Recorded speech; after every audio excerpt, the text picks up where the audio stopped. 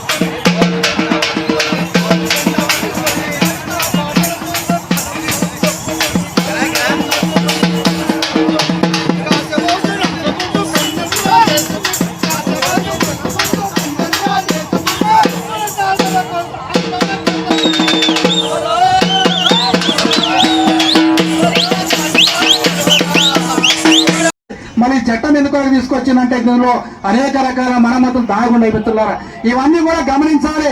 కాబట్టి ఇవన్నీ కూడా ఎవరు చెప్తారు? ఇప్పుడు చాలా మంది మాట్లాడు, మరి ఇప్పుడు బీఆర్టీఎం నాయకుడు కూడా మాట్లాడాడు.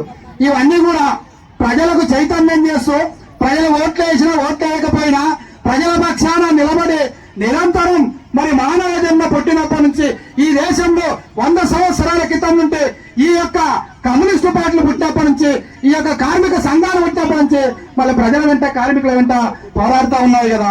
మరి ఈ విషయాన్ని ఈ రోజు మర్చిపోయి ఏది నోటికి వస్తే మాట్లాడితే సరైనది కాదు. ఇక పార్టీలు కాదు, కార్మికులు ఈ దేశంలో 2025లో ఉన్నాం. 1920లో మనకు కార్మికులు చట్టం పెట్టుకునేందుకు అవకాశం, పోరాటం చేసి ఆ రోజు చట్టం పెట్టుకుని ఆ రోజు కమ్యూనిస్టు పార్టీగా ఏర్పడి ఈ దేశంలో పోరాటాలు నిర్వహిస్తా ఉన్నారు మిత్రులారా. 1952లో చెప్పింది మన పెద్దలు. 52లో ఈ దేశంలో ప్రతిపక్ష పార్టీగా కమ్యూనిస్టులు ఉన్నారు. మరి ఏమైందంటే అదంతా కూడా కాలక్రమేణా జరిగిన విధాలన్నీ కూడా చాలా మనకు తెలుసు. మనం కూడా ఒకటే గమనించాలి. మిగతా మనం సోదరులు కూడా మాట్లాడారు. మరి మనం ఓట్లు ఎవరికి వేస్తా ఉన్నాం, మరి మనకు నష్టం జరిగితే ఎవరితో మాట్లాడుతున్నాం అన్నట్టే మనమంతా కూడా ఏ విధంగా ఈ రోజు ఉన్నామంటే డైరెక్ట్ గడ్డేస్తున్నాం, ఇంకోతల పాలు పెడుతున్నాం. మరి గడ్డేస్తేనే పాలు వస్తాయి. మన గడ్డ ఒకదానికే చెబుతాను పెడితే ఎట్లా? మన ఓట్లు వాళ్ళకంతా కూడా ఓట్లేసి ఈ రోజు అధికారాలకు పంపించి మళ్ళీ మనకు ఈ విధంగా నష్టం జరుగుతూ ఉందని చెప్పి అయితే ఏ విధంగా మనకు అమలు అవుతాయి. అయినా కూడా ఈ రోజు ఈ యొక్క వనపర్తి జిల్లాలో మనము 1000-1500 మంది కార్మికులంతా కూడా కథం దక్కుతూ పెద్ద ఎత్తున నినాదాలు చేస్తూ ఇక్కడ వచ్చి కూర్చున్నాం. మరి ఇప్పుడు చేసినటువంటి ఈ యొక్క మనం మాట్లాడినటువంటి ఈ యొక్క మాటలన్నీ ఇక్కడ మీరు మాత్రమే కాదు, ఈ రాష్ట్ర ప్రభుత్వం, ఈ కేంద్ర ప్రభుత్వం అంతా కూడా వింటా ఉంది మిత్రులారా.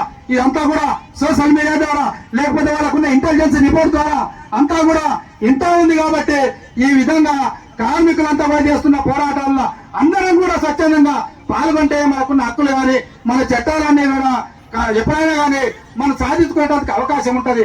కాబట్టి మనకి లేబర్ కోడ్లు మళ్ళీ రద్దు చేసి మళ్ళీ మనకున్నటువంటి చట్టాలు అమలు జరగాలన్నా, ప్రైవేటీకరణ ఆపాలన్నా, మనకున్నటువంటి చట్టాలన్నీ కూడా యథావిధిగా కొనసాగాలన్నా మనకు కనీస వేతన చట్టం ఉంది. అయినా 25,000 రూపాయల జీతం వాళ్ళకి ఇవ్వడం లేదు.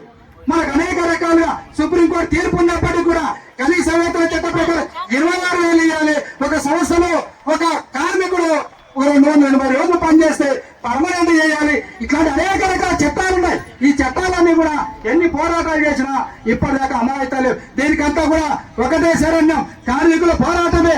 కార్మికులంతా కూడా కలిసికట్టుగా పోరాటం చేస్తేనే ఈ దేశంలో ఈ యొక్క తిరుగుబాటు చేసి మన దేశాన్ని భారతదేశ స్వతంత్రంగా సంపాదించుకున్నాం, తెలంగాణను ఏర్పాటు చేసుకున్నాం, కార్మిక రాజ్యాన్ని ఏర్పాటు చేసుకునేందుకు కలిసికట్టుగా అందరూ కూడా పనిచేయాలని చెప్పి ఈ సందర్భంగా తెలియజేస్తా ఉన్నాం మిత్రులారా. వచ్చినటువంటి అందరూ కూడా చాలా అప్డేట్స్ కోసం మా ఛానల్ ని సబ్స్క్రైబ్ చేయండి.